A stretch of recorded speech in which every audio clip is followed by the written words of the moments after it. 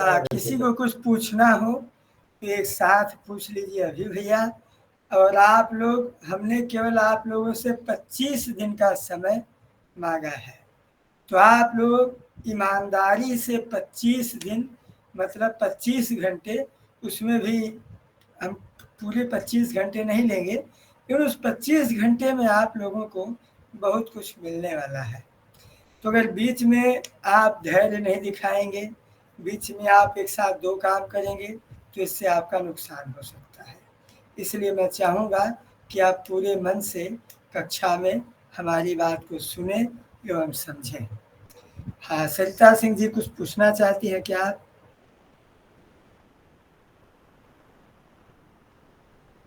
नहीं, ठीक है। तो आप सभी का इस कक्षा में हार्दिक स्वागत और अभिनंदन है। तो सबसे पहले भगवान विश्वनाथ जी को प्रणाम करते हुए हम इस कक्षा में चलते हैं।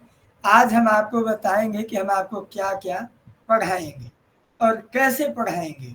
आखिर हम ऐसा क्या आप लोगों को मिलेगा जो कि औरों से थोड़ा सा अलग है। ऐसा क्या है कि आपके लिए ज़रूरी क्या है, क्यों आपको ये कक्षा ज़रूरी है।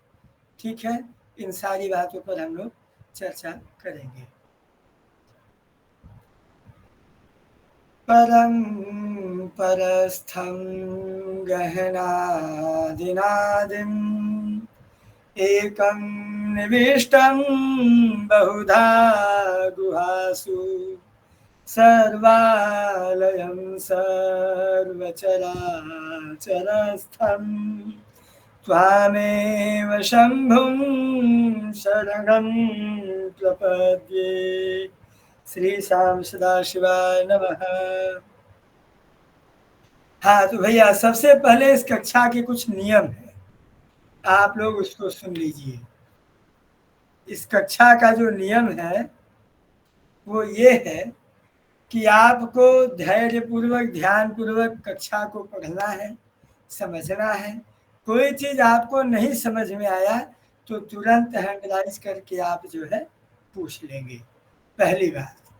दूसरी बात, हम भी आपसे पूछते रहेंगे कि आपको क्या समझ में आया, क्या नहीं आया, क्या आता है आपको, क्या नहीं आता है। उसी हिसाब से जो चीज़ें आपको आती रहेंगी उसको हम स्किप कर देंगे, तुरंत उसको छोड़ के हम आगे बढ़ जाएंगे। ठीक है। तीसरी चीज़, आपको इस कक्षा में विशेष क्या मिलने वाला है। असल में आप में से बहुत सारे लोग, मैं समझता हूँ कि इस कक्षा में 3 प्रकार के लोग होंगे। पहले प्रकार वो है जिनको ज्योतिष बिल्कुल भी नहीं आती, वो सीखना चाहते हैं। कुछ लोग ऐसे होंगे, कुछ लोग ऐसे होंगे जो लोग ज्योतिष पढ़े हुए हैं, उसके नियम सिद्धांत पढ़े हुए हैं, लिखे हुए हैं, नोट्स बनाए हैं, लेकिन जब उनके सामने जन्म कुंडली आती है तो वो समझ नहीं पाते कि ये ग्रह यहाँ बैठा है, क्या फल होगा, या ये कैसे उसका फलादेश करें, या उसको खुद के ऊपर कॉन्फिडेंस नहीं हो पाता है। तो उनके लिए कि तुरंत वो कुंडली को देखे और कुंडली उनके सामने आते ही कुंडली बोलने लगे, है ना, वो कुंडली स्वयं बताने लगे कि हाँ यहाँ पर ये बात है। तो ये चीज आपको एकदम हम करके एकदम प्रैक्टिकल रूप से हम आपको सिखाएंगे कि कुंडली देखते ही आपको ये बताए कि हाँ, आपके मन में बस प्रश्न हो कि ये सामने वाले ने पूछा संतान, तुरंत आपकी दृष्टि पंचम पे पहुंच गई। सामने वाले ने पूछा विवाह, तुरंत आपकी दृष्टि सप्तम पे पहुंच गई और तुरंत आपके माइंड में ही कैलकुलेशन स्टार्ट हो गया। तो ये चीज कैसे, मतलब देखते ही तुरंत हमें मतलब बार बार नोट्स खोलने की, किताब खोलने की जरूरत ना पड़े। तीसरे, कुछ ऐसे लोग भी होंगे इस कक्षा में जो कि खूब बढ़िया ज्योतिष पढ़े हैं, 10-15 साल लोगों ने मेहनत किया है, 10-15 साल मेहनत करके समय दे करके तब आज इस कक्षा में कुछ नया सीखने के लिए जुड़े हैं। तो आप सभी का स्वागत है, आपको इस कक्षा में जरूर नया मिलेगा। जन्म कुंडली देखने का एक दृष्टिकोण मिलेगा कि आप उसको अपने स्तर पे, अपने बुद्धि से, अपने विवेक से, अपने ज्ञान से आप, और हाँ, बिना बहुत ढेर सारे किताबों को पढ़े, बिना बहुत ढेर सारे योगों को याद किए, बिना बहुत ढेर सारे रोगों नियम सिद्धांतों को याद किए आप यहाँ पर जो है आप कुंडली देखना सीखेंगे।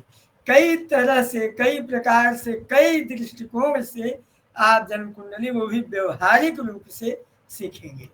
एक चीज आपको यहाँ और नया सिखाया जाएगा, वो ये जैसे कि जब जिस समय ग्रंथ लिखे गए थे, बृहद जातकम, जातक पारिजात इत्यादि ये सब ग्रंथ जब लिखे गए थे उस समय की स्थिति कुछ और थी, लेकिन इस समय की स्थिति कुछ और है। तो हमेशा समय परिवर्तित होता रहता है। तो जब समय परिवर्तित होता रहता है तो ग्रहों की स्थिति और ग्रहों का फलादेश इत्यादि भी बदलता रहता है। तो हम आज के समय से, आधुनिक परिप्रेक्ष्य में, वर्तमान समय में व्यवहारिक रूप से हम जन्म कुंडली कैसे देखें। जैसे किसी ने प्रश्न किया कि विवाह कब होगा, तो तुरंत क्या किया, तुरंत आपने उसकी महादशा निकाली, महादशा देखी, कौन सी महादशा चल रही है। अब महादशा कैसे देखेंगे, अब इसकी किसके महादशा में विवाह होगा, तो आप उस ग्रह का बला, सप्तमेश का बलाबल निकालेंगे, सप्तमेश कहाँ बैठा है, सप्तम घर पे दृष्टि किसकी किसकी है, तुरंत आप इसको कैलकुलेट करेंगे, देखेंगे, तुरंत आप उत्तर दे देंगे महादशा के साथ, है ना। तो हम कई दृष्टिकोण से जन्म कुंडली देखने का हम यहाँ प्रयास करेंगे। यहाँ पर ये पूरी कक्षा प्रैक्टिकल रूप में होगी, आपको समझना है, देखना है, फिर प्रयास करना है। आपके सामने कुंडली रखी जाएगी, आपसे पूछा भी जाएगा, आप उसका फलादेश करेंगे। जहाँ जहाँ आप गड़बड़ी करेंगे वहाँ वहाँ हम आपको बताएंगे। ठीक है भैया। दूसरी चीज, इस कक्षा में एक नया चीज मिलने वाला है, व्यवहारिक रूप से एक अच्छा जन्म कुंडली विशेषज्ञ वही हो सकता है। आपको मैं बताऊंगा, अभी चर्चा करूंगा, ज्योतिष का परिचय में 2 मिनट में चर्चा करेंगे। तो वहां पर जो है ज्योतिष के परिचय के अंतर्गत हम सीखते हैं, अगर आपको अच्छा फलादेश करना है, जन्म कुंडली देखते ही आपको उसका फलादेश स्पष्ट और सही करना है, तो उसके लिए 3 चीजों का होना बहुत आवश्यक है। कितने चीजों का होना, 3 चीजों का होना। वो क्या क्या है भैया। सबसे पहला चीज तो आपका ज्योतिष का जो सिद्धांत ज्ञान है वो, जैसे काव्य प्रकाश में आप लोगों ने पढ़ा होगा कि काव्य करने के हेतु कितने हैं, तो हेतु तो एक ही है, लेकिन 3 हेतुओं को मिलाकर वो एक हेतु होता है। तो 3 हेतु कौन है, तो शक्ति, निपुणता और अभ्यास। तो शक्ति क्या है, प्रतिभा, इसको रख देते हैं। आप लोग देखे होंगे कि कुछ लोग इतने प्रतिभावान होते हैं कि कम पढ़ के भी, कम अध्ययन करके भी या उनका फलादेश इत्यादि सही होता है। तो प्रतिभा को हम एक जगह रखते हैं। जिनके पूर्वज, दादा परदादा जो ज्योतिषी है, जिन्होंने पूर्वजों से सीखा है, परंपरा से सीखा है। निपुणता, निपुणता में आपने बृहद जात का अध्ययन किया, लघु जात का अध्ययन किया, जातक पारिजात अध्ययन किया, ज्योतिष अध्ययन किया, बहुत सारे ग्रंथों का आपने अध्ययन करके और बार बार आप जो है, मतलब आप खूब एकदम खूब अध्ययन ग्रंथ का कर लिए हैं, आप एकदम निपुण हैं। इसके बाद तीसरा है अभ्यास। आपने जन्म कुंडली सीख लिया, जन्म कुंडली देखना सीख लिया, लेकिन आपने छोड़ दिया, आप अभ्यास नहीं कर रहे हो, तो वो विद्या लुप्त हो जाएगी, वो विद्या भूल जाएगा। ठीक है, इसलिए अभ्यास जरूरी है। तो भैया हमको इन तीनों चीजों के साथ हमको सीखेंगे क्या। अच्छा, जैसे मान लीजिए कि आपका कोई मित्र है, आपके मित्र के साथ आप कोई व्यवहार करते हो, तो वो आपके साथ कैसा व्यवहार करेगा, इस व्यवहार को आप समझ लेते हो। तो ठीक वैसे ही यहाँ भी हम जब जन्म कुंडली देखना सीखेंगे तो हम ऐसे जन्म कुंडली देखना सीखेंगे कि जैसे व्यवहार में सूर्य और चंद्रमा आमने सामने है, तो इन दोनों का व्यवहार कैसा होगा, ये जातक को कैसा फल देंगे। सूर्य शनि साथ साथ है या आमने सामने है, तो ये इन दोनों का व्यवहार कैसा होगा, तो ये जातक को कैसा फल देंगे। तो हम यहाँ इनके व्यवहार को समझेंगे। तो व्यवहार को कैसे समझेंगे भैया, तो व्यवहार को समझने के लिए पहले हमें उनके रंग, राशि, स्वभाव, उनके गुण, उनके दोष, उनके क्षेत्र, उनके कार्य क्षेत्र, इत्यादि उनके स्थान, इस पर विचार करेंगे। जब हम इस पर विचार कर लेंगे तब हम तुरंत कुंडली देखते ही व्यवहारिक रूप से हम लोग जो है ग्रहों का व्यवहार, जैसे हम लोग जैसे जासूस लोग मिलाते हैं ना, एक कनेक्शन से दूसरा कनेक्शन, ये ऐसा हो गया तो ये तो ऐसा होगा, अरे ये भी इसको देख रहा है, अरे यहाँ पर तो मंगल बली है, शनि कमजोर हो रहा है। अब पता चला कि जो है गुरु महाराज आ गए लग्न में, तो गुरु महाराज लग्न में कुछ अधिक ही बली हो जाते हैं, तो गुरु तो यहाँ लग्न में बैठा है तो इसका मतलब यहाँ बली होगा। शुक्र बैठा है चतुर्थ में, चतुर्थ में आकर के शुक्र कुछ एक्स्ट्रा बली हो जाता है, तो यहाँ इसका बल प्रभावशाली हो जाएगा। तो शुक्र और जिस जिस घर को दृष्टि देखेगा या और जहां जहां का स्वामी होगा उनके उनके फल में भी प्रभाव बढ़ा देगा कि नहीं बढ़ा देगा। तो हम लोग ऐसे स्तर पर हम लोग व्यवहारिक रूप से इस 25 दिन में जन्म कुंडली देखना सीखेंगे। हमारा मूल फोकस व्यवहार पर ही रहेगा। व्यवहार, प्रैक्टिकल मतलब प्रायोगिक, एवं उपाय, यही 3 चीज। अब इन 3 चीजों को समझने के लिए हमें कुछ चीजें जाननी होगी। तो इसके लिए भैया हम लोग इन 25 दिन में हम लोग क्या क्या सीखेंगे, क्या क्या पढ़ेंगे, तो आज इसका डिटेल। आप में से कितने लोग हैं जिनको पंचांग देखने नहीं आता है? हैंड राइज करें कृपया, जिनको पंचांग देखने नहीं आता। नहीं आता। मुझे नहीं आता, मुझे भी नहीं आता गुरुदेव। मुझे भी नहीं आता। मुझे नहीं आता, मुझे भी नहीं आता गुरुजी। मुझे भी नहीं आता गुरुदेव। ठीक है, सिर्फ रेज हैंड कीजिए, मुझे भी नहीं आता। सिर्फ रेज हैंड कीजिए, हैंड कीजिए। ठीक है, मतलब कि ये संख्या हो गई आप लोगों की, लगभग 30 लोग ऐसे हैं जिनको पंचांग देखने नहीं आता। ठीक है, कोई बात नहीं। दूसरी बात, तो सबसे पहले तो भैया पंचांग देखना सीखने पड़ेगा। आपको पंचांग देखने आना चाहिए। खैर कोई बात नहीं, पंचांग देखना हम आपको सिखाएंगे, लेकिन हम अपने इस 25 दिन के शेड्यूल में हमारा पंचांग देखना नहीं है। फिर भी हम आपको तीव्र गति से आधे घंटे में पंचांग देखना सिखाएंगे। आप लोग अपने मस्तिष्क को दे करके तैयार हैं पंचांग देखने के लिए? ठीक है, बहुत बढ़िया। अब और हम लोग क्या पढ़ेंगे? ठीक है, हम समझ गए आप लोगों का उत्तर। और हम लोग क्या पढ़ेंगे इसको देखिए। सबसे पहले हम लोग पढ़ेंगे राशि परिचय। तो जन्म कुंडली देखने के लिए भैया 3 चीज होना आवश्यक है। सबसे पहला आपका ज्योतिष का ज्ञान, दूसरा विवेक। अगर विवेक नहीं है, आप खुद कैलकुलेशन नहीं कर सकते। एक जैसी कुंडली बहुत सारे लोगों की होती है, तो आप कैसे वहां पर अलग अलग फलादेश करोगे, कैसे वहां पर आप विचार करोगे? आपको कई लोग सामने दिख रहे हैं, पता चला मंगल महाराज कुछ फल बता रहे हैं, शनि महाराज कुछ फल बता रहे हैं, तो कैसे काम चलेगा यहाँ पर? तो इस पर हम लोग क्या करेंगे भैया कि आपका विवेक काम करना चाहिए। आप अपने विवेक से ये निश्चित करेंगे कि जो है कोई और है जो म्यूट है, जो अनम्यूट है। अगर कोई अनम्यूट है तो वो म्यूट कर ले कृपया।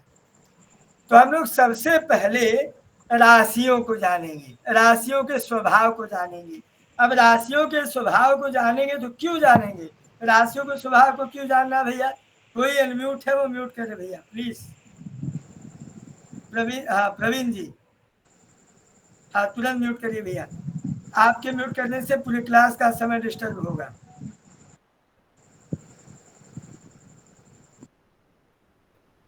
हाँ, अब भैया तो हम राशियों के परिचय को क्यों जानेंगे? हम इसलिए जानेंगे, मान लीजिए मेरे सामने कुंडली आई, कुंडली है वृषभ लग्न की। जब वृषभ लग्न की कुंडली है तो तुरंत वृष राशि का जो जो स्वभाव होगा, तुरंत हम कहते हैं कि इस व्यक्ति का यही यही स्वभाव है। जैसे हमारे सामने वृषभ लग्न की कुंडली आई, हम तुरंत बोल देते हैं ये व्यक्ति बड़ा स्वार्थी है। और ये बिल्कुल सत्य बात है कि वृषभ लग्न वाले स्वार्थी होते हैं।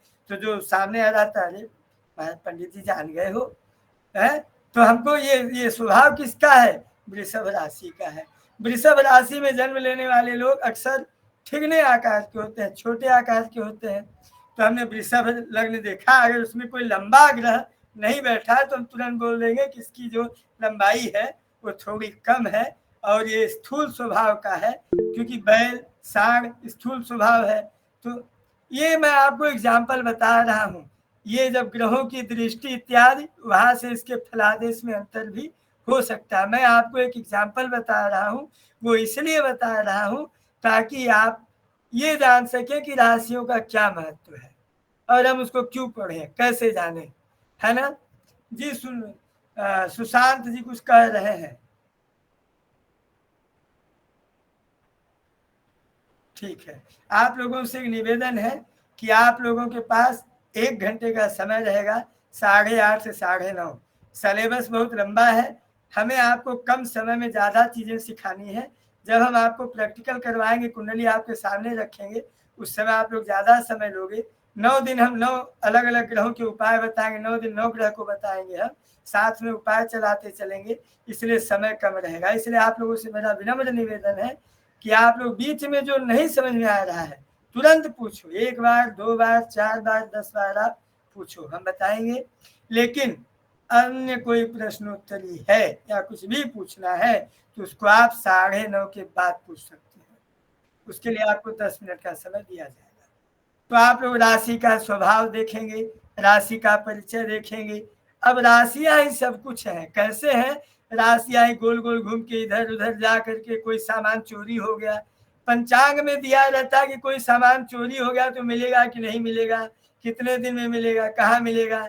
आप लोग ये सब, हमको लगता है कि जो जो लोग पंचांग, केवल 24-25 लोग हैं जो इससे परिचित नहीं होंगे, बाकी तो सभी लोग इससे परिचित होंगे, नक्षत्रों की इत्यादि संज्ञा। तो हम लोग जो है नक्षत्र को समझेंगे, राशि को समझेंगे, राशियों के स्वभाव को समझेंगे, राशियों के व्यवहार को समझेंगे, ठीक है।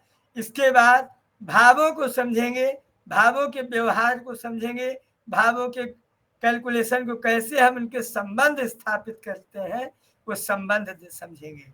फिर ग्रहों को समझेंगे, ग्रहों का व्यवहार समझेंगे। ग्रहों के व्यवहार आप लोग सोचोगे कि ये सब बातें तो भारतीय ज्योतिष में, फलित ज्योतिष, रेडी रेकनर में इत्यादि में सब जगह लिखा ही रहता है, तो हम क्यों कक्षा करें? तो वो इसलिए कक्षा करो भैया कि जैसे एक उदाहरण देता हूँ, शनि और मंगल ये 2 सबसे खतरनाक ग्रह है। दोनों जो है क्रूर ग्रह है ना, लेकिन दोनों में एक अंतर होता है। अभी ये मैं पिछली वाइवा में जब वाइवा ले रहा था तो वहाँ मुझे महसूस हुआ कि आप लोग, मतलब लोग जो है, कुछ लोग शनि और मंगल में अंतर नहीं कर पाते और फलादेश में बिल्कुल फलादेश कर लेते हैं। तो नहीं भैया, शनि और मंगल में अंतर है। जब आप इनके व्यवहार को देखोगे तो मंगल जो है चिड़चिड़ा है। कैसा है? चिड़चिड़ा है, गर्म है, अग्नि तत्व का है। तो इसमें जब मंगल प्रभावी होगा तो व्यक्ति चिड़चिड़ा होगा, गर्म रहेगा, इसमें चिपचिपा जैसा, पसीने जैसा, और मतलब गर्मी की एक अलग उलझन टाइप का, एक उग्रता, एक हाइपर, ये चीजें अधिक रहेंगी और ये चीजें शुरू से लास्ट तक रहेंगी। और इनका जो फलादेश है, मतलब इनका जो फल देने का तरीका है, वो फल शुरू से लास्ट तक पूरा पूरा, मतलब जितना ये जिस हिसाब से इनका बराबर रहेगा उसी हिसाब से इनका फल भी मिलेगा। लेकिन शनि में अंतर है, लोग यही गलती करते हैं। शनि क्या है? शनि चिपचिपा या चिड़चिड़ा ग्रह नहीं है। जैसे कि अभी हमारे पास एक ज्योतिषी जी फोन की, उन्होंने बात किया, उन्होंने डिस्कशन रखा मेरे सामने। तो जो भौतिक सुख या स्त्री सुख है, तो शनि में और मंगल में, दोनों में बहुत जमीन आसमान का अंतर है। डीपली आप लोग समझेंगे तो समझ पाएंगे। तो शनि जो है वो भौतिक प्रधान ग्रह है। वो किसी भी चीज को वो देर तक धीरे धीरे चलाता है और वो पहले तो उग्र फल देगा, अधिक फल देगा, फिर इसके बाद अंतिम में जाते जाते उसका फल जो है थोड़ा कम हो जाता है और दुख से सुख में बदल जाता है। शनि जब जाता है तो भौतिक सुख, भौतिक वस्तुओं को प्रदान करके जाता है और जीवन में एक नया रास्ता, एक नया सुख बना के जाता है। लेकिन शनि, मंगल ऐसा नहीं करता। मंगल पूरे टाइम चिड़चिड़ापन, उग्र स्वभाव, हाइपर, उत्साह, जैसा उस कुंडली में फल देने वाला रहेगा वो रहेगा। तो इन शनि में और मंगल में अंतर है। शनि उग्र होगा, मंगल उग्र होगा, हाइपर होगा। शनि उग्र या हाइपर नहीं होगा। शनि बहुत धैर्य के साथ, भौतिकता के साथ काम करेगा, धीरे धीरे काम करेगा, कोई भी काम देर से करेगा इत्यादि। ये सारी चीजें मैंने आपको सिर्फ इस बात को इसलिए बताया ताकि आप दोनों ग्रहों में अंतर समझ सको। जहां भी फलादेश हो, समान हो, वहां आप दोनों ग्रहों के व्यवहार को समझो, ठीक है, उनके स्वभाव को समझो। इसलिए हम लोग राशियों का स्वभाव, भावों का स्वभाव और ग्रहों का स्वभाव, बलाबल भी इत्यादि, दृष्टि इत्यादि पूरे संपूर्ण। तो पहले 10 दिन में हम लोग जन्म कुंडली देखना सीखेंगे कि जन्म कुंडली देखते कैसे कैसे है। 10 दिन के बाद हम लोग तुरंत ग्रहों पर आ करके एक एक ग्रह को उठाएंगे। पहले उठाएंगे सूर्य को, तो सूर्य के पहले स्वभाव पर, व्यवहार पर इत्यादि पर चर्चा करते हुए 12 भावों में ले जा करके, पहले भाव में गया तो कैसा फल देगा, क्या फल देगा, दूसरे भाव में गया कैसे गया, मतलब एकदम व्यवहार के साथ। आपको मेरा आप सब जानते हैं, सब पढ़े हुए हैं, मेरा उद्देश्य सिर्फ इतना है कि आपको भावों के बीच में, राशियों के बीच में और ग्रहों के बीच में जो सामंजस्य बैठाना है, जो कनेक्शन बैठाना है, हमें आपको सिर्फ वो बताना है। उस पर हमें ध्यान देना कि आप ग्रहों के बीच में, भावों के बीच में, राशियों के बीच में, बलाबल में कैसे आप सामंजस्य बैठाएं और कैसे अपने फलादेश का निर्णय ले पाए। तो हम लोग इस 25 दिन में हम लोग यही पढ़ेंगे। हम लोगों का सिलेबस ये हो गया। और किसी को कुछ इस पर विचार विमर्श, साथ में उपाय भी चलता रहेगा, है ना। तो ये 25 दिन में हम लोग पढ़ेंगे। आप लोग प्रतिदिन समय से बिना विलंब किए कक्षा में जुड़े, कलम कापी साथ में रखें।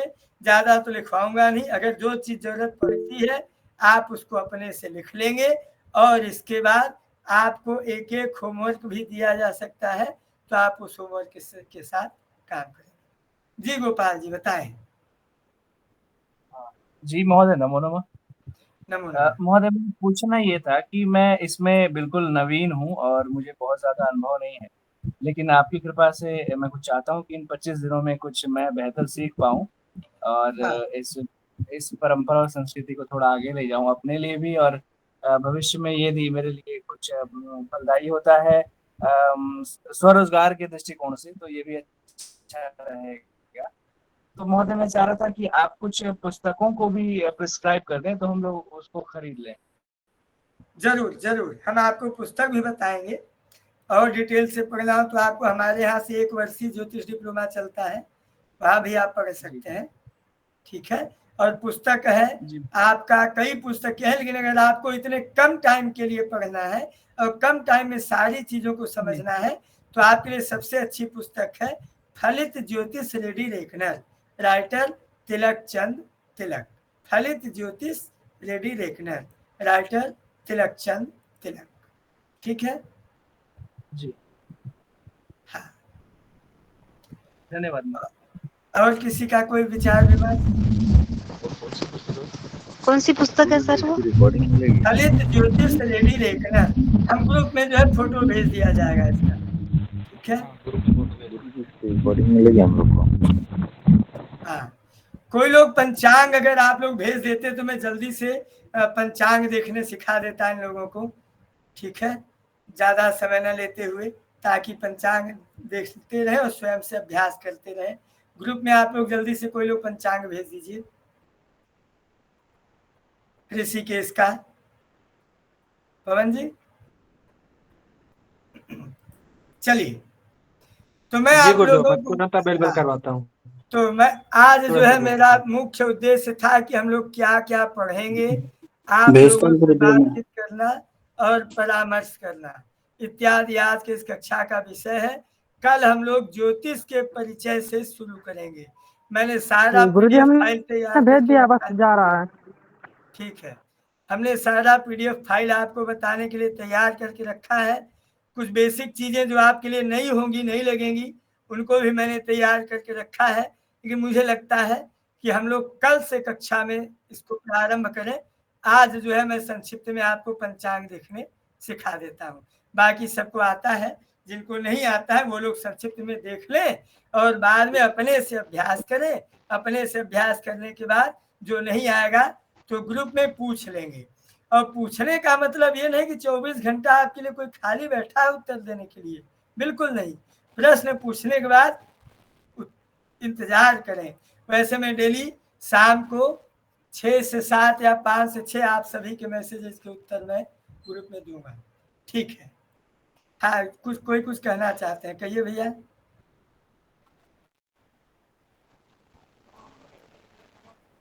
जी मैं तो नहीं जानते नहीं है ज्योतिष शास्त्र का, आप बेसिक लेवल से पढ़ाएंगे, ये अनुग्रह है, आपका पास रिक्वेस्ट है।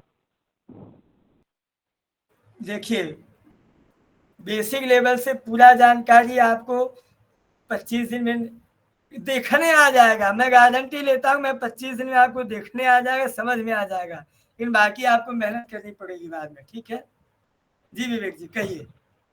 जी गुरु जी। हेलो जी विवेक जी कहिए। जी गुरु जी प्रणाम। जी प्रसन्न रहे। गुरु जी जैसे कि एक क्लास 25 दिन के लिए है जी। और आपने गुरु में दिशा निर्देश भी दिया गया था कि ये विशेष करके उन लोगों के लिए ज्यादा अच्छा रहेगा जो थोड़ा ज्योतिष जानते हैं। बिल्कुल बिल्कुल जी। और गुरु जी मेरा आग्रह है कि और सभी छात्रों से भी कि अधिक नॉलेज के लिए जो 1 वर्ष का जो कोर्स चलता है उसमें ज्यादा अच्छा रहेगा, वे लोग ज्वाइन करें तो जिन लोगों की इच्छा होगी वो लोग 1 वर्ष में एडमिशन हो रहा है, आप जी, लोग जो क्योंकि है इसमें उनको दिक्कत होगी क्योंकि शुरुआत बहुत बेसिक से शुरू हो ही नहीं पाएगा इसमें। नहीं, मैं बेसिक से मैंने ऐसी रणनीति बनाई है कि आप लोग शांति से धैर्य के साथ पढ़ोगे अगर ईमानदारी से तो 25 दिन में आपको समझ में आ जाएगा, आप सीख जाएंगे, ये मेरी गारंटी है। लेकिन उसके लिए आपको निष्ठा से पढ़ना होगा, ठीक है। गुरुजी थोड़ा सा आपका वीडियो दिख जाता तो ज्यादा बेटर था। अच्छा, अब हम स्नान इत्यादि करके संध्योपरांत बैठे हैं भैया, तो इसलिए थोड़ा सा चलिए कल से आपको अपना शकल दिखा देंगे, देख लीजिएगा, ठीक है। नमो नमो गुरुदेव। थोड़ा परिचय हो जाता आपका हमसे और हम सभी के जी तो जी, ज्यादा अच्छा रहता। जी जी जी, कोई बात नहीं। चलिए, जिन लोगों को पंचांग देखने नहीं आता है, नमो नमो भैया जी बताइए। गुरुदेव एक जी विनती भैया, नमो थी कि नमो। अगर वीडियो ना डाउनलोड करके यूट्यूब से या टेलीग्राम चैनल पे डाल दें तो बहुत कृपा होगी, क्योंकि 2 दिन मेरा ऐसा होता है मैं क्लास लगा ही नहीं पाता हूँ, सैटरडे और मंगलवार को तो खास करके। अच्छा भैया, आप लोगों को पंचांग दिखाई दे रहा है? मैंने सीधे भैया कह दिया था कि श्रुति परंपरा से पढ़ें। हमारे यहाँ अध्ययन अध्यापन श्रुति परंपरा से होता है और बड़े नियम कानून के साथ, मर्यादा के साथ। हम शिक्षा के साथ खिलवाड़ नहीं करना पसंद नहीं करते और श्रुति परंपरा को विशेष ध्यान देते हैं, ठीक है। तो कोशिश रहेगी, बाकी जैसी परमात्मा की इच्छा। सर्वेभ्यो नमो नमः। सभी को राधे राधे। भगवान आपको भी ढेर सारी बधाई, शुभकामनाएं। नमो नमः भगवान, आपका हार्दिक स्वागत और अभिनंदन है भगवान। नमो नमः गुरु जी। सभी लोगों के लिए नमो नमः। एक विशेष सूचना है सभी लोगों के लिए, एक बहुत संक्षिप्त में मैं सूचना 2 लाइन में देना चाहता हूं। कृपया आप लोग कक्षा से संबंधित ही जो दिशा निर्देश दिए गए हैं उनको एक बार पढ़ लें। जो नए लोग हैं, जो बिल्कुल बेसिक से सीखना चाहते हैं, भारतीय ज्योतिष संस्थानम ट्रस्ट के तत्वाधान में 1 वर्षीय ज्योतिष डिप्लोमा का कार्यक्रम चलाया जा रहा है। वो लोग इस ग्रुप में पवन जी का नंबर है, वो लोग पवन मिश्रा जी से संपर्क कर लें और 0 से लेकर के जो कक्षाएं चलेंगी वो लोग वहां पर ज्वाइन करके और 1 वर्ष में पूरा डीपली अध्ययन कर पाएंगे।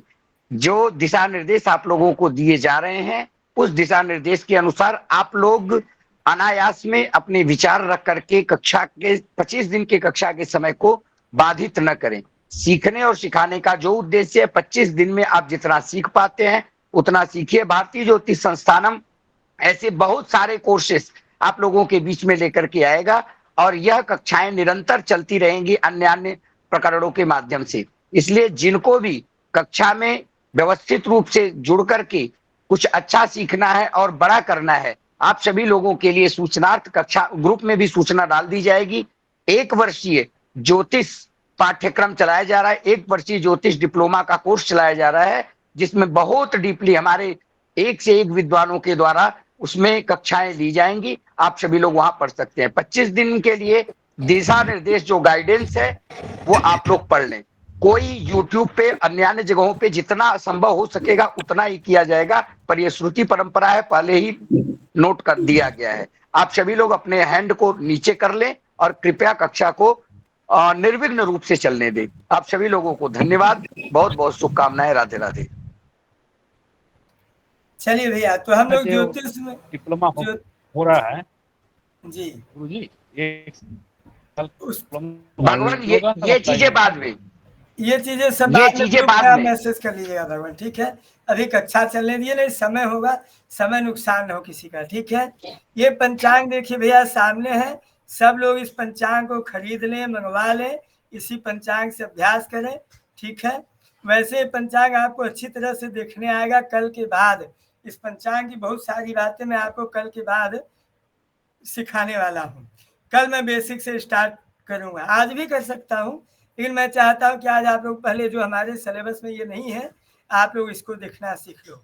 ये पंचांग का पहला पेज है। इस पंचांग के पहले पेज में ये चीज जो है विवाह के लिए है, ये चीज जो है विवाह का सलाका देखने के लिए है। ये भी विवाह का पंचभाग है, ठीक है। ये रामायणे शकुन अवलोकन है ना। और ये सप्तशती के लिए विशेष है। ये मतलब ये जो प्रथम पेज है ये आपके मूल चीजों को बताता है। इसमें से आपके काम की जो जानने वाली चीज है कि ये देखिए, इस संवत का जो है पिंगल नाम का संवत है। इस साल का राजा मंगल है, मंत्री शनि है। तो जब राजा मंगल होगा तो राजा मंगल और मंत्री शनि ये दोनों जो है एकदम उग्र, दोनों मारपीट वाले। तो इसका मतलब इस साल जो है संसार में यही स्थिति बनी रहेगी। इसके बाद ये सस्येश भौम है, तो ये भी मंगल है। तो बाघ इत्यादि जो सारी चीजें आपको देखने को जो मिल रही है, ये सारी चीजें मिलेंगी। दुर्गेश शनि है, धनेश मंगल है, रसेश गुरु है, धानेश चंद्र है, निर्शेष भौम है, फलेश शुक्र है और मेघेश शनि है। इसी से डिसाइड होता है कि इस साल क्या महंगा होगा, पेट्रोल महंगा होगा कि सस्ता होगा, दाल चावल ये महंगा होगा कि सस्ता होगा। इसको इसी से फलादेश किया जाता है, ठीक। एक बात। दूसरी बात, अब यहाँ ये देखिए,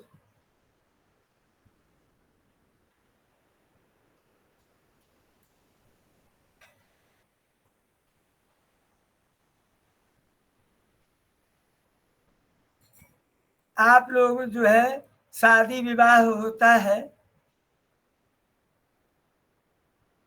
शादी विवाह जब होता है तो लोग पूछते हैं कि कोहबर कहाँ बनेगा। सुकवा की चर्चा होती है, सुकवा की चर्चा होती है, नहीं सुक तारा की चर्चा होती है। शुक्र वास्तव में शुक्र है, इन गांव देहात में सब बोलते हैं कहा भैया सुकवा के हर बार। तो जिधर कोहबर बनेगा तो शुक्र जो है पीछे पड़ना चाहिए, दूल्हे दुल्हन के शुक्र जो है पीछे पड़ना चाहिए।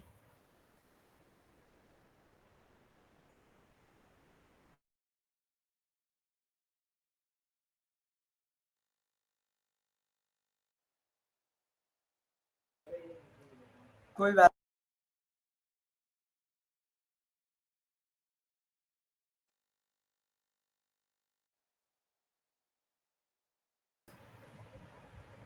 चलिए भैया, तो वो शुक्र का ज्ञान कैसे होता है। तो पंचांग के सबसे पहले पेज पे ये देखिए, सुनीता जी दिखाई दे रहा है ना। देखिए मैं कक्षा में किसी का नाम नहीं जानता है ना, तो जिनसे पूर्व परिचित हूँ उन्हीं को प्रतिनिधि मान के सबसे पूछ लूंगा, बाकी आप लोग धीरे धीरे परिचय देते रहना। ये देखो क्या लिखा है, श्री संवत, ये देखिए लिखा है श्री संवत वैशाख कृष्ण तृतीया त्रयोदशी 6 मई 2024 पश्चिमास्तः। दिखाई दिया कि नहीं दिखाई दिया?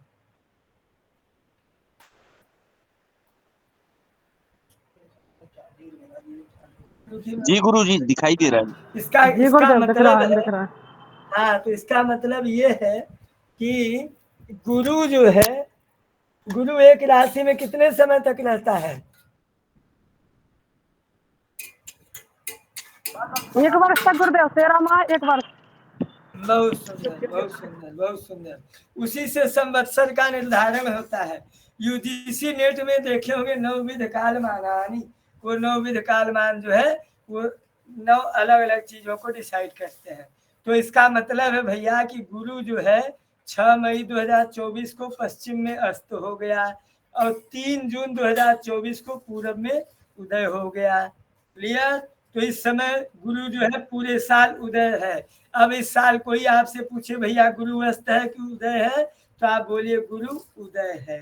कहाँ उदय है? तो पूर्व उदय, पूरब में उदय है। समझ में आ गया बात? समझ में आ गया? जी हाँ जी। बहुत बढ़िया। अब आगे शुक्र। अब शुक्र, तो शुक्र जो है 29/4/24, 29 अप्रैल 24 को पूरब में अस्त हो गया। म्यूट करिए, म्यूट करिए, म्यूट करिए। तो शुक्र जो है, ये म्यूट करिए। शुक्र जो है पूरब में अस्त हुआ 29 अप्रैल को। शुक्र अस्त हो गया, शादी विवाह सब बंद। फिर इसके बाद शुक्र उदय हो गया 28 जून को, शादी विवाह सब चालू। कहाँ उदय हुआ? पश्चिम में उदय हुआ। तो कोहबर कहाँ बनेगा? पूरब तरफ बनेगा। फिर से जो है शुक्र अस्त हो रहा है 19 मार्च 2025 में पश्चिम में अस्त हो गया। फिर जो है 23 मार्च 2025 को पूरब में उदय हो गया। ऐसे ही शनि का, ऐसे ही राहु का। राहु का समझ में आ गया भैया? गुरु जी एक बार फिर से बताइए ना, ये समझ में नहीं आया प्लीज। आपका ध्यान कहीं और था मतलब देवी जी? वो गुरु जी दिख नहीं रहा था एक्चुअल में, इसीलिए। कोई बात नहीं, आप एक पंचांग मंगवाइए और पंचांग में अपने से देखिए। नहीं समझ में आता है मुझसे पूछिए। ये देखिए, ये अब दिखाई दे रहा है कि नहीं आपको? देखिए ये जी गुरु जी दे रहा है, दे रहा है। अब देखिए, ये लाल से मैंने मार्कर किया है शुक्र। अच्छा गुरु जी अब आया है समझ में, अब दिख रहा है, पहले वो कर्सर से सरक गया था। कोई बात नहीं, अब दिख गया ना। शुक्र वैशाख कृष्ण पक्ष तृतीया 29 अप्रैल 24 को पूरब में अस्त हो गया। फिर 28 जून को पश्चिम में उदय हो गया। समझ गई ना जी? अब आ गया गुरु जी, क्षमा चाहूंगी। वो हिल गया था ना, तो वो मुझे दिख नहीं रहा था, इसीलिए कंफ्यूज हो गई थी। बहुत बढ़िया, म्यूट करिए। अब देखिए दूसरे पेज में ये पूरा फलादेश दिया है ना। ये संवत्सर पिंगल नाम का जो संवत्सर है, इसका क्या फल होगा? सस्येश मंगल है तो क्या होगा? क्या महंगा होगा, क्या सस्ता होगा? बाढ़ आएगी, तेल कम होगा कि ज्यादा होगा? अनाज का पैदावार कैसा होगा? ये सारा चीज का फलादेश यहाँ पे दिया हुआ है। ठीक है, ये आपके 1 साल का लग्न है, वर्ष लग्न, 1 साल का वर्ष लग्न है। ठीक है, ये सब चीज चलिए ऐसे ही चलते रहते हैं संक्षिप्त में। अरे रुको भाई, हाँ ये देखिए आपका वो है राशिफल। ठीक है, कल आप लोग समय से जुड़ जाइएगा ताकि हम कल प्रारंभ से ही बेसिक से तुरंत स्टार्ट कर लें और एक चित्र के साथ स्टार्ट करेंगे हम लोग। ये सब जो है अंतरिक्ष जन्म ज्ञानम, ये इत्यादि, जन्मांग द्वालक से रोदनम, जन्मांग में बालक के रोने की स्थिति इत्यादि, ये सब कुछ जो है ये है। तो ये इतना जल्दी आपको बाद में जब कल की कक्षा आप लोग ले लेंगे तब इसको सीखेंगे तो आपको और अधिक समझ, ये सब मुहूर्त के लिए है। मुझे आपको जो आज बताना है वो सबसे जरूरी चीज है।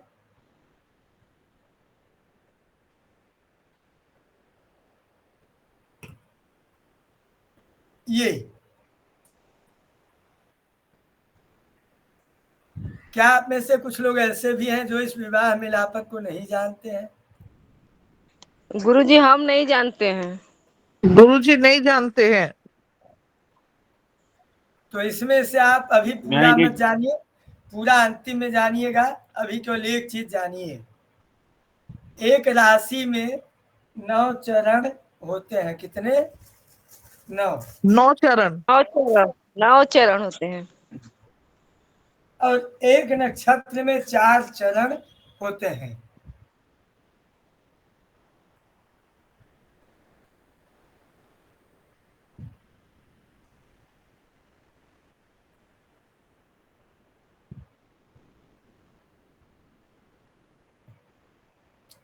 ये फोटो आपको दिख रहा है? जी गुरुजी। ये पूरा आकाश मंडल है, जो पूरा गोला दिख रहा है, ये पूरे ब्रह्मांड जो ऊपर दृष्टि है वो पूरा गोला आकाश मंडल है। अब इस पूरे आकाश मंडल में, पूरे आकाश मंडल को हमने देखा दूर से, तो हमने कहा यार इसको हम लोग बांट देते हैं। तो हमने इसको पहले 27 भाग में बांटा। कितने भाग में बांटा?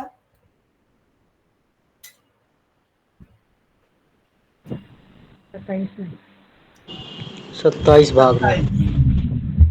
अब इस 27 भाग में कैसे बांटे हम?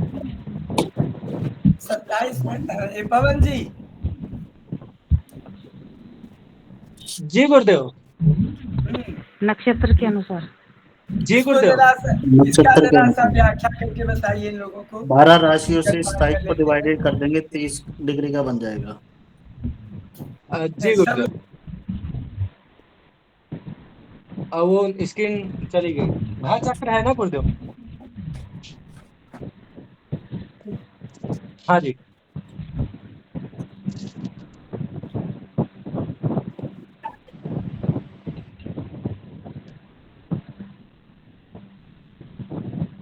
राजेश जी म्यूट कीजिए।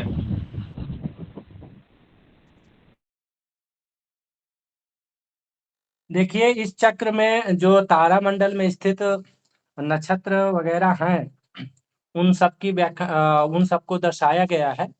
यहाँ पे 12 राशि है, तो 12 3 36 जब हम उसको डिवाइड करते हैं तो 360 जो होता है, पूरा एक सर्कल होता है 360 डिग्री का। ठीक है, सभी लोग म्यूट कीजिए। संदीप जी। हाँ, तो 360 डिग्री का जो एक सर्कल होता है, जब हम उसको 12 भाग में बांटते हैं तो शायद 30 अंश के आसपास आएगा। क्यों? जैसा कि आप लोग इस चीज को भाई समझ गए होंगे। तो जब 30 अंश आता है तो इसमें 12 3 36 360। ठीक है, अब हम जब राशियों का, अब इसी के आगे जब हम राशियों के आगे, क्योंकि हमारे जो शास्त्र है उनमें राशियों का कोई बहुत बड़ा वर्णन नहीं दिया गया है। ठीक है, नक्षत्रों के अनुसार से गणना हमारी होती है। ठीक है, तो जब हम इसी को आगे बढ़ाते हैं तो आप उधर देख रहे होंगे नक्षत्र भी दिए हुए हैं। आप देख रहे होंगे यहाँ पे मेष जहां पर लिखा हुआ है मेष राशि में, तो उसमें आप देखेंगे कि वहां पे वहां से शुरू है। ठीक है, तो आप जब यहाँ पे देखेंगे कि मेष, तो 27 नक्षत्र होते हैं और एक राशि के 9 चरण होता है। एक राशि में 9 चरण होता है और 27 नक्षत्र होते हैं। और 28वां जो अभिजीत है, तो वो कहीं ना कहीं नक्षत्र न मान के हम उसको एक मुहूर्त के रूप में देखते हैं। ठीक है, तो जब हम इसको देखते हैं कि 27 नक्षत्र है, और जब हम 360 को 27 भागों में बांटेंगे तो 3 अंश 20 कला के आसपास इसका आता है, या इतना ही आता है। ठीक है, तो एक नक्षत्र का मान अगर हम देखेंगे तो 3-20 के आसपास आएगा। ठीक है, ये चीजें पता चली कि नहीं? पढ़ो 13-20 आगे पवन जी। 13-20 13-20 13-20 पवन जी। 13, 20। ठीक है, पवन जी हो गया क्या? एक राशि का मान 30 अंश और एक नक्षत्र का मान 13 आवाज आ है। रही है मेरी? जी मेरी आवाज आ रही है आप लोगों को? जी गुरुदेव आ रही है। जी गुरुदेव आ रही है।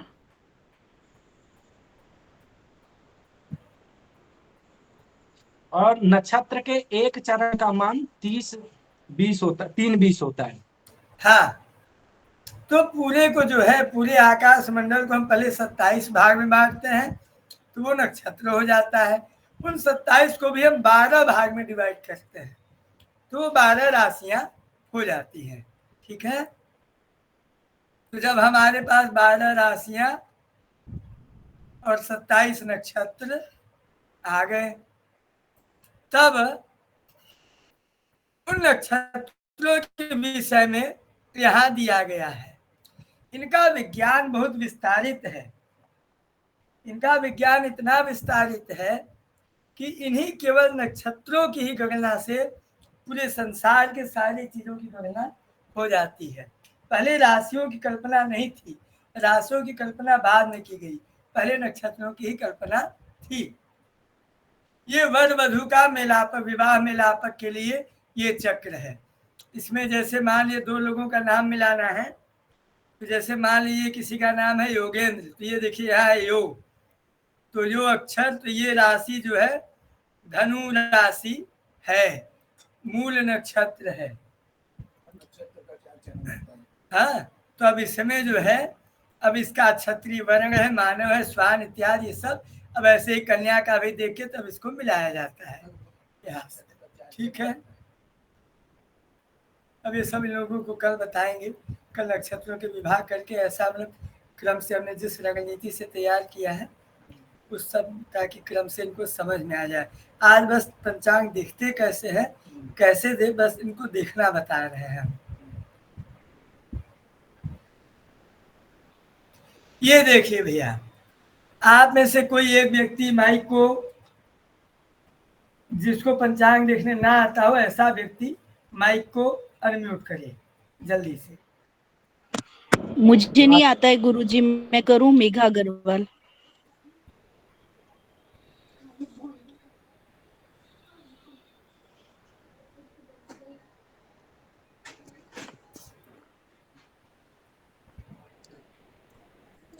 कोई माइक अनम्यूट करिए भाई, कोई बोल नहीं रहा, आवाज मेरी जा रही है ना? गुरुदेव मुझे मेघा अग्रवाल ने किया है। थोड़ा नेटवर्क की समस्या है। मेघा अग्रवाल जी ने रेज हैंड किया था, माइक भी आप लोगों अनम्यूट की किया था। आवाज नहीं आ रही है। गुरुजी मैं बोल रही हूँ, सभी को आ रही है आवाज। अच्छा, हमारी आवाज जा रही थी कि नहीं? जी जी गुरुजी, आपकी भी बहुत अच्छे से आ रही है। अब आ रही है कि नहीं? जी जी गुरुजी आ रही है। ठीक है, तो बहुत सुंदर। अब जो है, तब ये देखिए कौन सा महीना चल रहा है, जुलाई ना?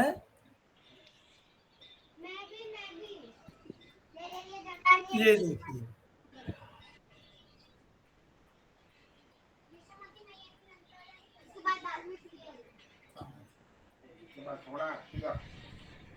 ये आ गया मेघा जी।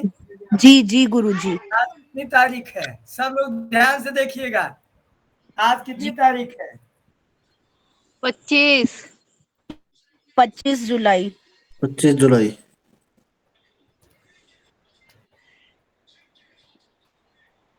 जी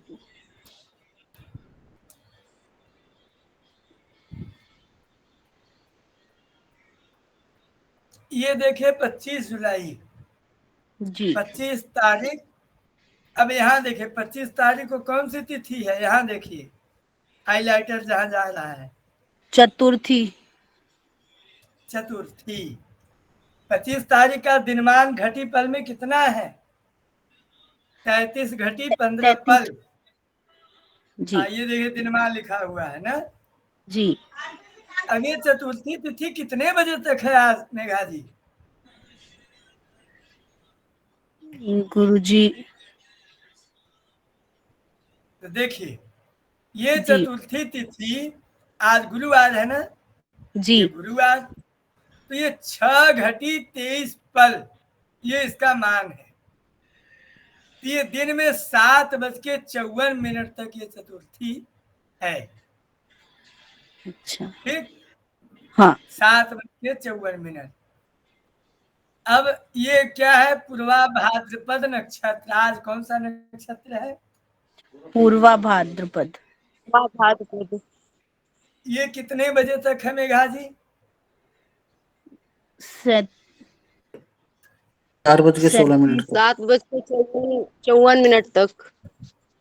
कहाँ से देख रहे हैं? जहां मैं सामने रखा हूँ जो, उसी को देखिए। 37:30 कुछ ऐसा दिख रहा है गुरुजी। उसके आगे जाइए मेघा जी। मेघा जी, ये जो है ना 37:30 घटी पल है जी। इसका स्टैंडर्ड टाइम जो है, उसी के आगे देखिए रात 8:21 तक। ठीक, ये लगा कर था मेघा जी। जब ये समाप्त हुआ था 7:58, ये 54 उसके बाद में ही लगा है। नहीं,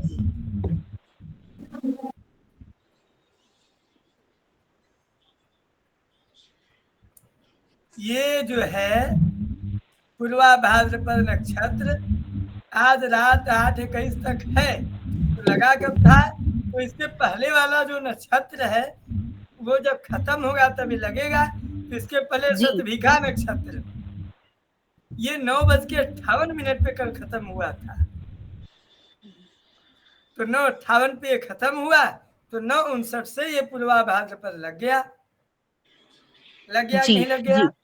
जी गुरुजी। आज चतुर्थी तिथि कितने बजे तक है? 7:54। लगी कब थी?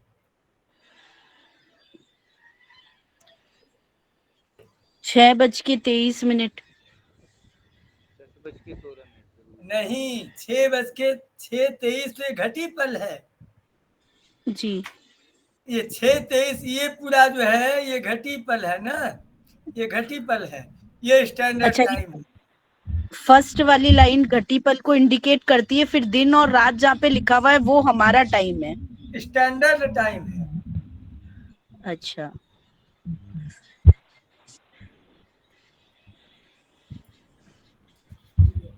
गुरुजी मुझे ये समझ नहीं आ रहा है। अच्छा, कोई बात नहीं, आएगा। ये समझिए, आज चतुर्थी तिथि दिन में 7:54 तक थी। लगी कब थी? तो इसके पहले ये देखिए 10:16 तक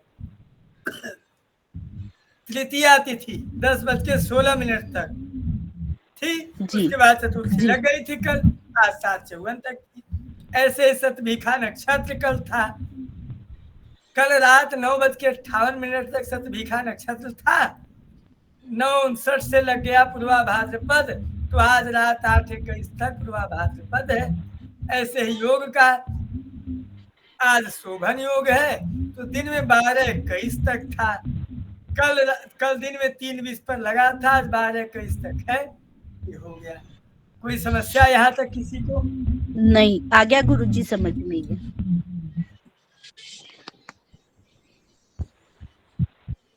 बहुत तेज दिमाग है आप लोगों का। हो चलिए आगे आइए। तो ये है 25 तारीख, है ना? तो 25 तारीख ये है अंक वाला, ये फसली, ये हिजरी, ऐसे ऐसे है, ये सब तारीख ही है। तो 25 तारीख को चंद्रमा किस राशि में है? तो चंद्रमा मीन राशि। मीन राशि में। इसके पहले किस राशि में था? कुंभ राशि में।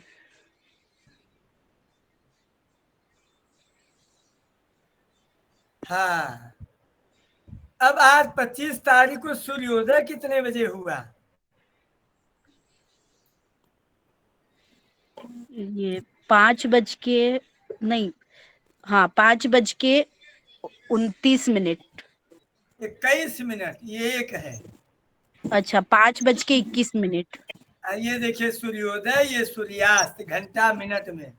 जी, 6:29 39 सूर्यास्त। आज जो है इस सूर्य स्पष्ट अगर करेंगे तो आज सूर्य 3 राशि 7 कला 51 विकला और 3 राशि 7 अंश 51 कला 54 विकला हो गया है।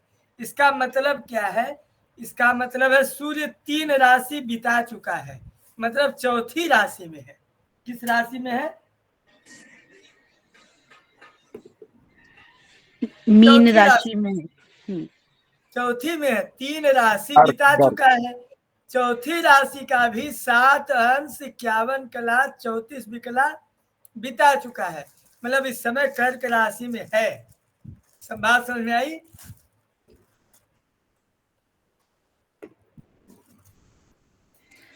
मीन में होगा ना गुरुजी, अभी कर्क में कैसे आ गया? चंद्रमा है।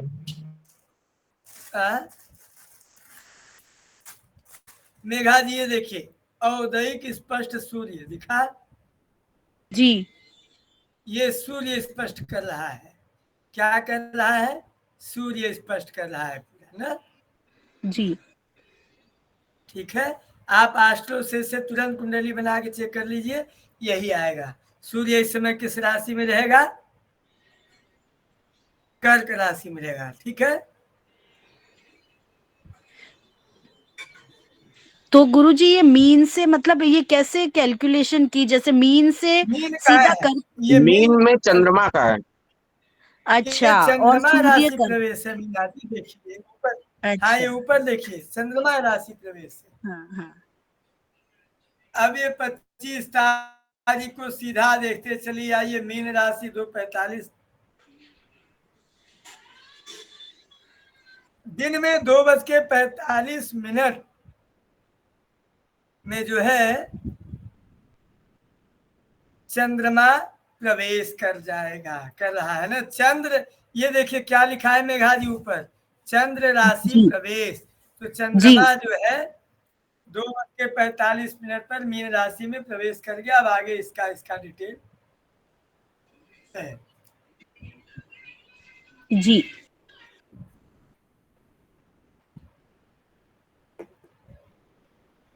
हाँ, ऐसे पंचांग देखा जाता है। इसमें एक चीज और है मेघा जी, सुनीता जी, सब लोग जी।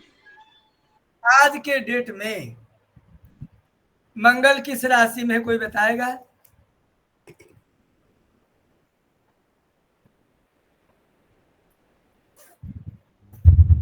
वृष राशि। हाँ, तो आज जो है 25 तारीख है, तो 25 तारीख को चतुर्थी तिथि है। तो ये देखिए मेघा जी, चतुर्थी तिथि गुरुवार को मंगल जो है 1 राशि 7 अंश बीत चुका है, 55 कला 28 विकला बीत चुका है, मतलब कि दूसरी राशि में है। बुध किस राशि में है? तो बुध 4 राशि बीत चुका है, 5वीं राशि में है। 4 राशि 2 अंश 0 कला 13 विकला। गुरु किस राशि में है? तो गुरु 1 राशि बिता चुका है, 1 राशि 20 अंश 19 अंश, तो दूसरी राशि में है। दूसरी राशि।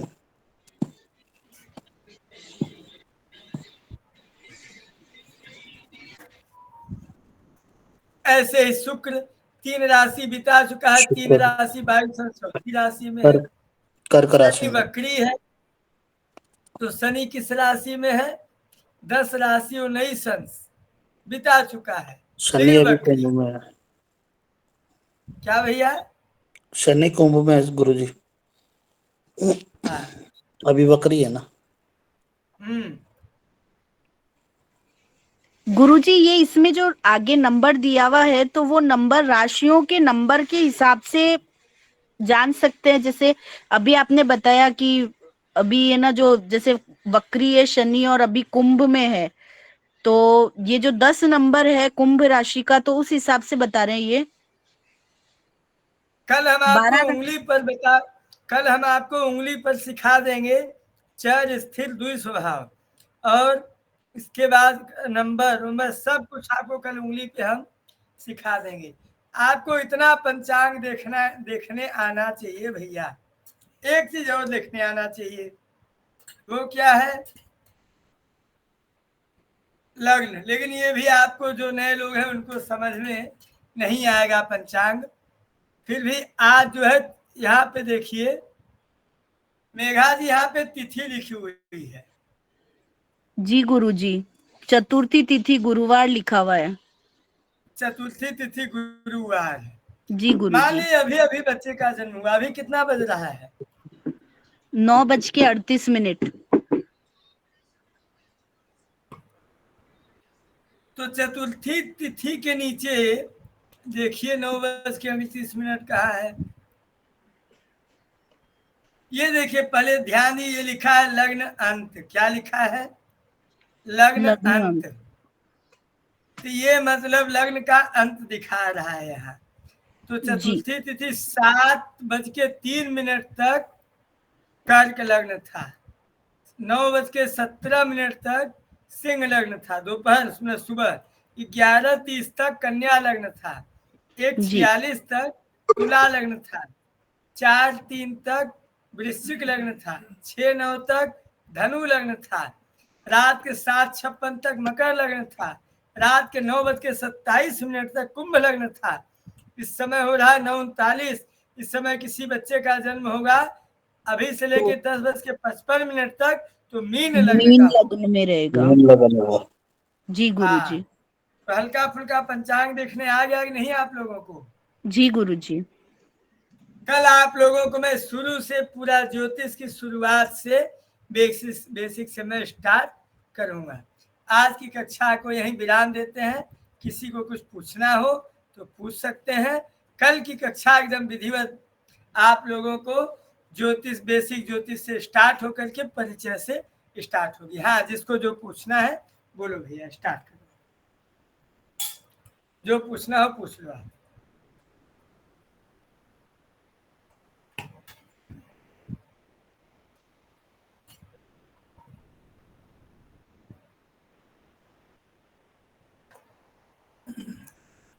नमो नमः गुरुजी। हाँ। गुरुजी, ये अंश, कला और विकला, इसका उपयोग कैसे करेंगे हम?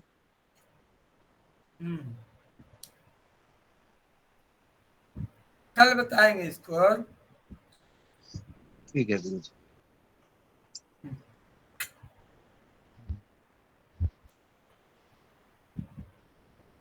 जी राजेश जी।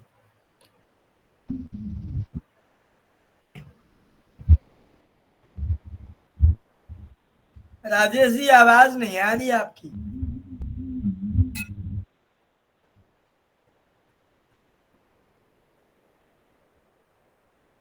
ना। और कोई लोग?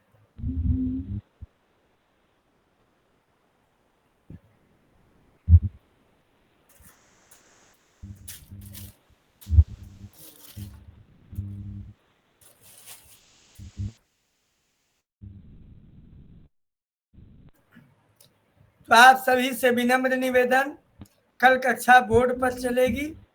लैपटॉप से भी यहाँ मतलब यहाँ से भी स्क्रीन शेयर किया जाएगा। जहाँ जरूरत पड़ेगी वहाँ बोर्ड का इस्तेमाल किया जाएगा। आप लोगों को इसको ठीक से समझाया जाएगा।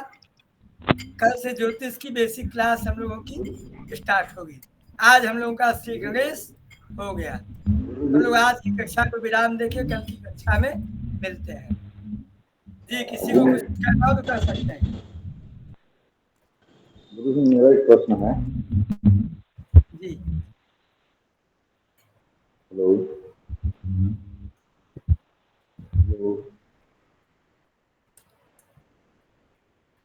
गुरु जी, मेरी आवाज आ रही है? गुरु जी, बीच में जब आप पढ़ा रहे थे तो आपका स्क्रीन शो होना बंद हो गया था, तो मैं पंचांग वाला देख नहीं पा रहा था। क्या होना बंद हो गया था? सर, गुरु जी जब आप वो दिखा रहे थे पंचांग के बारे में, तो स्क्रीन शो होना बंद हो गया था। तो चलिए, कल हम लोग शुरू से सीखेंगे ना। कल हम लोग शुरू से इसको सीखेंगे। कल हम लोग एकदम बेसिक 0 से स्टार्ट करेंगे। ठीक है? और गुरु जी, मेरे साथ साथ अन्य लोगों का भी कहना है, जैसे मान लीजिए कि कभी मतलब ऐसे तो ठीक है हम अटेंड करेंगे क्लास, पर अगर ऐसी कोई परिस्थिति हो गई आपकी कि हम नहीं आवाज अटेंड कर नहीं सके आ तो। रही है, आप मैसेज कर दीजिएगा। जी गुरुजी। आप ग्रुप में मैसेज कर दीजिएगा, ठीक है। गुरुजी मेरी आवाज आ रही है? जी हाँ गुरुजी मैं एक प्रश्न पूछना चाहता हूँ। जी। मैंने अपना परास्नातक विज्ञान से किया हुआ है और मुझे संस्कृत का ज्ञान बहुत थोड़ा थोड़ा है। क्या मैं ज्योतिष सीखने में कोई कठिनाई तो नहीं होगी गुरुजी? नहीं, कोई कठिनाई नहीं होगी। ज्योतिष को सबसे अच्छा इंजीनियर लोग समझ सकते हैं, जिनका कैलकुलेशन जितना फास्ट होगा वो लोग ज्योतिष को उतना ही अच्छा समझ सकते हैं। पंडितों से भी अधिक अच्छा ज्योतिष इंजीनियर लोग, जो मैथमेटिक्स के लोग होते हैं, वो लोग समझ सकते हैं। कोई कठिनाई नहीं होगी आपको। आप अच्छा और बेहतर ज्योतिष सीख पाएंगे विशाल जी। तो धन्यवाद। गुरुजी इसमें मैंने पंचांग में मैं देख रहा हूँ ज्यादातर संस्कृत ही लिखे हैं, तो नहीं, इसको आप मैं कैसे असल समझ में वो पाऊंगा? पंचांग संस्कृत वाला है, आप हिंदी वाला पंचांग लीजिए। अच्छा जी ठीक है, धन्यवाद।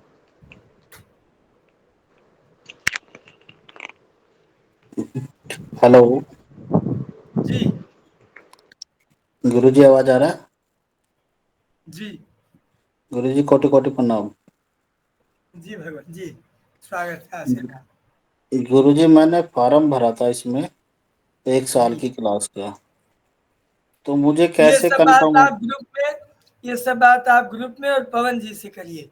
यहाँ केवल इसी भगवान कक्षा की बात प्रणाम करिए। गुरुदेव, प्रणाम गुरुदेव। मैंने फॉर्म जो 1 वर्षीय डिप्लोमा का फॉर्म है वो ग्रुप में भेज दिया है। जिनको भी ज्वाइन करना है वो लोग उस फॉर्म को भर दें। जब आप लोग फॉर्म सबमिट करेंगे तो एक ग्रुप का लिंक मिलेगा, आप सभी उस लिंक को टच करते ही 1 वर्षीय डिप्लोमा वाली कक्षा में ज्वाइन हो जाएंगे। ठीक है, और बाकी डिटेल्स के लिए कृपया आप मुझे संपर्क कर सकते हैं। ग्रुप में मेरा नंबर अवेलेबल है पवन मिश्रा के नाम से। जी, पवन मिश्रा के नाम से। जी आपसे कब कांटेक्ट कर सकते हैं हम? कब फोन पर भी बात कर सकते हैं आपसे? हाँ जी बिल्कुल, 10:30 के पहले और दिन में कभी भी। जी गुरुदेव, हम कल आपसे बात करते हैं। जी जी, तो आज की कक्षा को विराम देते हैं। कल सब लोग एक नए उमंग, नए उत्साह और नई तैयारी के साथ हम लोग कल फिर मिलेंगे, ठीक है। मैं सुनीता जी को आमंत्रित करना चाहता हूं कि सबको धन्यवाद देते हुए शांति मंत्र का वाचन करें, सबको विदा करें, और हम लोग कल फिर से नई तैयारी के साथ और पेन कॉपी के साथ हम लोग जो है कक्षा में मिलेंगे फिर से। नमो नमः, सभी को नमो नमः गुरुजी। ओम सर्वे भवन्तु सुखिनः, सर्वे सन्तु निरामया, सर्वे भद्राणि पश्यन्तु, मा कश्चित् दुःखभाग् भवेत्। ओम शांति शांति शांति। सर्वेभ्यो नमो नमः। पुनर्मिलामः। धन्यवाद। नमो नमः गुरुजी।